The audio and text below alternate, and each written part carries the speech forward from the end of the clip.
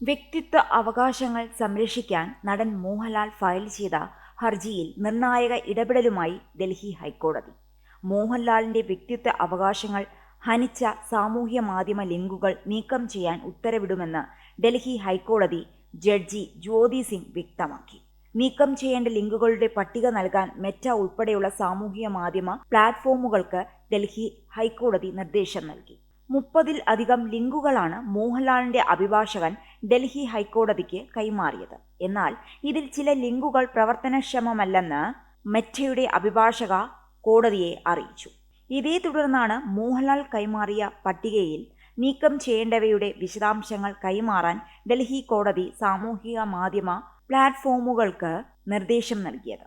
ഈ പട്ടിക ലഭിച്ചാൽ അതുകൂടി ഉൾപ്പെടുത്തി ഉത്തരവിറക്കുമെന്ന് കോടതി വ്യക്തമാക്കി. മോഹൻലാലിന്റെ പേരുപയോഗിച്ച് തട്ടിപ്പ് നടത്തിയവരുടെയും അപഹസിച്ചവരുടെയും സാമൂഹിക മാധ്യമ അക്കൗണ്ടുകളുടെ വിവരം കോടതിക്ക് കൈമാറിയിരുന്നു. ഇവരെ കേസിൽ കക്ഷി ചേർക്കണമെങ്കിൽ അവരുടെ പേര് ഉൾപ്പെടെയുള്ള മറ്റ് വിശദാംശങ്ങൾ ആവശ്യമാണെന്ന് മോഹൻലാലിന്റെ അഭിഭാഷകർ കോടതിയെ അറിയിച്ചു. തുടർന്ന് സാമൂഹിക മാധ്യമ അക്കൗണ്ട് ഉടമകളെ സംബന്ധിച്ച വിശദാംശങ്ങൾ കൈമാറാൻ പ്ലാറ്റ്ഫോമുകളോട് കോടതി നിർദ്ദേശിച്ചു. അവരെ കേസിൽ കക്ഷി ചേർക്കാനും കോടതി നിർദ്ദേശിച്ചിട്ടുണ്ട്. കേസ് വീണ്ടും ജൂലൈയിൽ കോടതി പരിഗണിക്കും.